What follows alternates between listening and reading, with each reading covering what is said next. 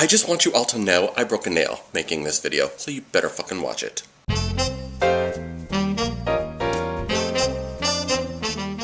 Hey, what's up YouTube? It's really Rick, and today we're going to talk about free speech. Specifically, how it relates to the Occupy Wall Street movement. Now, if any of you have been following the coverage, either in the mainstream media or what is considered independent media or independent journalists, you will see that there is a big difference in not only the tone of what is being covered, but actually the truth and the facts behind what is being covered. What is really most distressing to me is the way that the press has been treated. Now, we all know, if you watched the raid in New York, that the media was completely pushed aside, corralled in a pen, arrested, and threatened with arrest if they got anywhere near the park.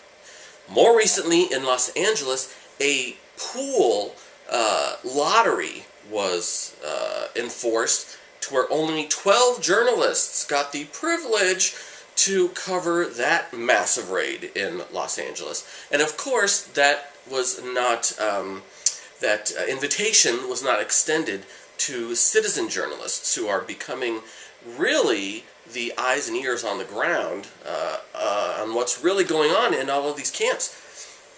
And what I just don't understand is why is the mainstream media allowing this to happen? Why are they putting up with this?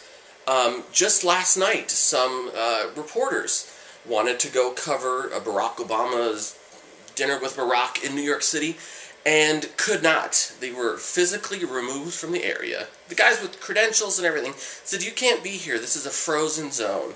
You need to go to the free speech zone." And they just kind of said, "Okay, fine." Why isn't anyone getting upset about this? Why are they just kind of going along with this like this is just like an everyday occurrence?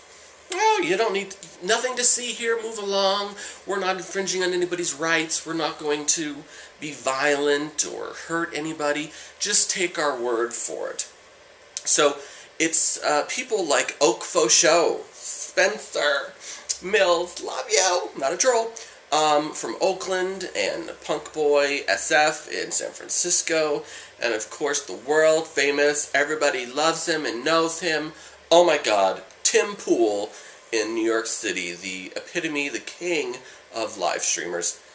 These men are on the ground, are in your face, and are getting us the story that all other news outlets can't seem to get, either by choice because they don't want to cover it, or because they're being withheld from covering it, and kind of going along with it.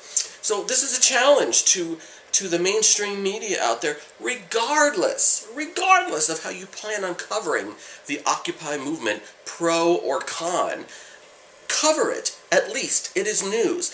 And when police forces or people in government, like mayors, tell you, you know what, you can't cover this, you're not a journalist, you're not a reporter, or we just don't want you to see it, I think it is your constitutional right and duty and your obligation to speak up and say, no, and to fight this. But you're so worried about being arrested, or you're so worried about your job because of the economy, that you're allowing this oppression to happen.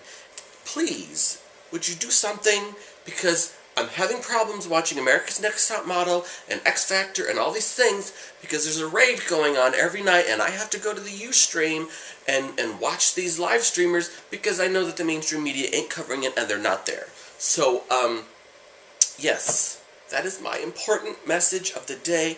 Media, get with it. Because I'm donating my money to people like OccupySeattle and Tim Pool and stuff like that, so they can cover the story, have the equipment, have the Wi-Fi capabilities, have the bandwidth, and you guys just aren't doing anything. I'll talk to you later. Bye.